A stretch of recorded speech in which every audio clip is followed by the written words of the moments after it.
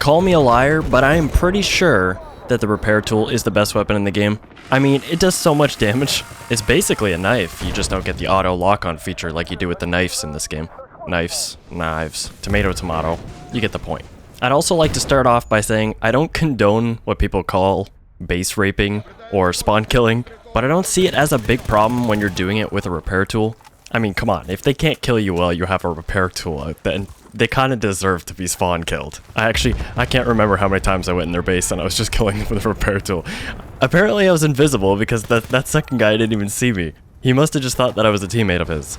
Now, this video isn't on base raping, it's more on the engineer class itself, but there will be a little bit of base raping or base camping, whatever you want to call it, spawn killing, later on, but I'm going to explain that later before you guys give me so much hate and grief for doing it, because I was kind of a party too. I shouldn't say that, I was definitely involved, but more on that later. I should also probably stop saying base raping before YouTube takes down my channel, so let's just avoid that word for now. But I'm very serious about my opinion on the repair tool. I truly believe that it's one of the best weapons in the game. It's even got quite a decent range on it. So, few things to mention in this video. This tank that I destroyed, that you just saw me destroy a second ago, actually, I don't think I actually killed it. It kind of counted as the kill toward the guy that I just killed right now. So, I didn't realize, but I guess this is sort of like a hardcore server. I just completely no-scoped that guy in the head. I love the pistols in this game. They're so satisfying. And also, I never feel like I need to deviate from the M9. The M1911 is pretty good too, but the M9 in this game is actually, it's amazing. You basically have just enough ammo to kill 2 people if you do it correctly.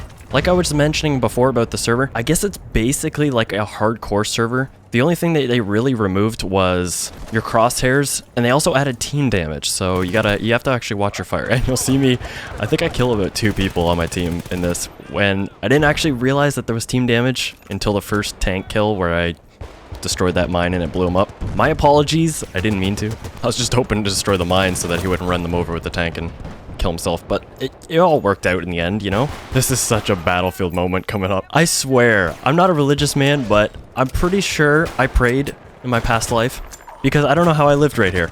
There was a tank and 2 guys shooting at me. There's that auto-aim knife feature. I'm just glad that there's no commando in this game. That would be just horrible.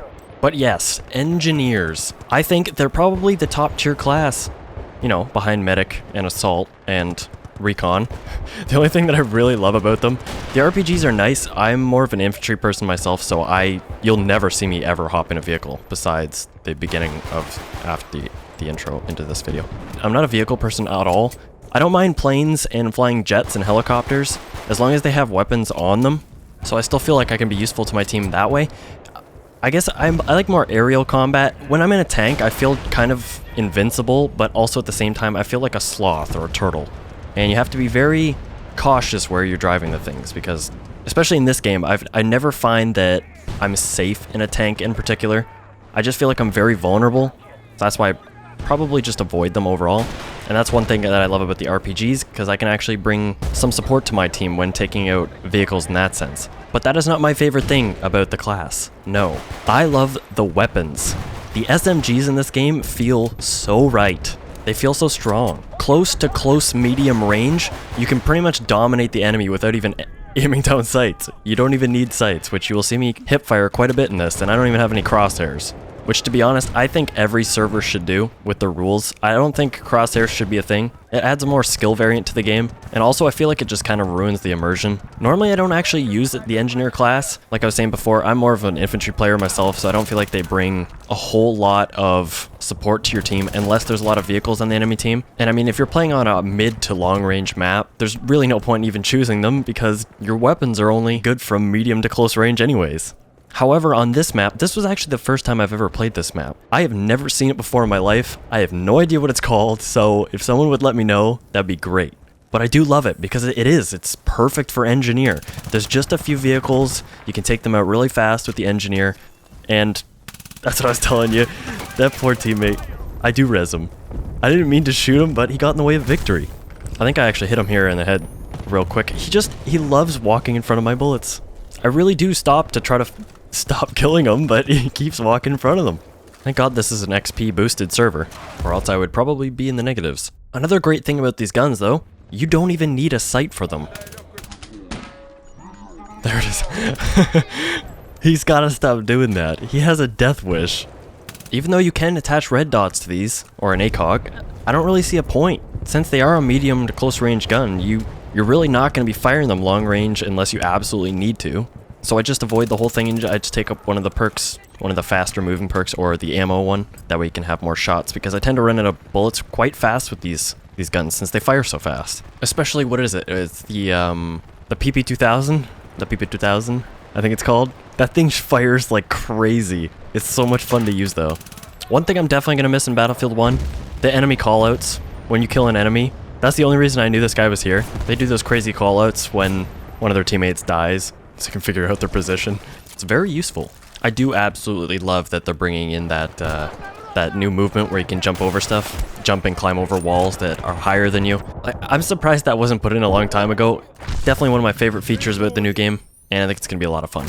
Now, you've been watching my previous videos of Bad Company 2. You know that I always like to talk about the channel and keep you guys kind of updated on what's been going on, all that stuff. I always like for my channel to be open with you guys, and I feel like I've been kind of doing a pretty good job of that so far. The only reason I'm mentioning this, there's not really a reason whatsoever, it's just because I find it a good way to segue into what I want to talk about next, and that is that we've reached 9,500 subscribers. For quite a while, we've been hanging around the 82 to 8,500 range, but then all of a sudden, the channel kind of jumped up to 9,500 subscribers in the past, I'll say maybe 15 days. That sounds probably about right. And that may not sound like a lot to some people, but to this channel and to me in particular, that means a lot. That's a lot of people. So welcome to everyone who's new to the channel, I guess I should say. If you guys are watching this video, I know the jump is mainly because of Siege videos, so if you're watching this, then welcome. Now, Siege is not generally a game that I play solo, so most of the time I'll play with Tomographic, Tom, and our schedules differ quite a bit. And on top of that, he's from the UK, so there's also the time zone difference, and, you know, just real life in general. So finding time to play with him is sometimes a hassle, so I always try to play with him when I have the chance. I should also mention that some people, I think, get the misconception that this is a 1 or 2 game channel. That's not the case. I never said it was. It never will be. I always like to vary my games that I play. But with saying that, I don't try to vary it too much in the sense that I go from shooters to something else completely different, because then I think that would cause a little bit too much of a conflict of interest on the channel. I've even considered making a second channel specifically for that reason, but in the end it's kind of my decision, and finding the time to do that would be pretty difficult. But I think that's enough about the channel, so let's move that aside. This is what I was talking about for the spawn camping. You're about to see hell on earth, he says while mortars rain down from the sky. Now, to explain myself, normally, I would not do this. I would not spawn camp because I think it's completely ridiculous and it ruins the game. But the fact that the server even allows it is why I kind of continued to do it. That, and they were basically really low on tickets, so I figured, what's the point in leaving the game? I lose all that progress, even though I'm max level and everything unlocked and all that. I don't think it's very okay that we had a tank in here that was gonna be unkillable because they wouldn't even be able to spawn. I don't understand. That's why I stopped repairing him. I was hoping that he would die eventually, but he didn't. Just invincible. I'm also gonna say that there was auto balancing in this, so even if I wanted to switch teams, I couldn't. The teams were extremely even the whole game, so anybody that left, it would immediately move people from our team to theirs. And I guess since I joined early, I had more seniority, and it moved people that joined late. I'm sure karma will come around and bite me in the ass for doing this. I will pay the debt collector when he comes. Even though I've given you plenty of excuses, I know it's my fault for continuing to do it, but I mean, you know, it's a toss-up. Also, one more thing before this video comes to an end. I think the AKS, or I think it's called the XM8, are definitely two of my favorite weapons when it comes to the engineer. They have the best iron sights. There's no reason to ever use a red dot or an ACOG on them. You don't need one. And I hope everyone knows that I was completely joking when I said the engineer is below the other classes. I think it's very viable compared to everything else. Hope you guys enjoyed the video, and I'll catch you guys in the next one.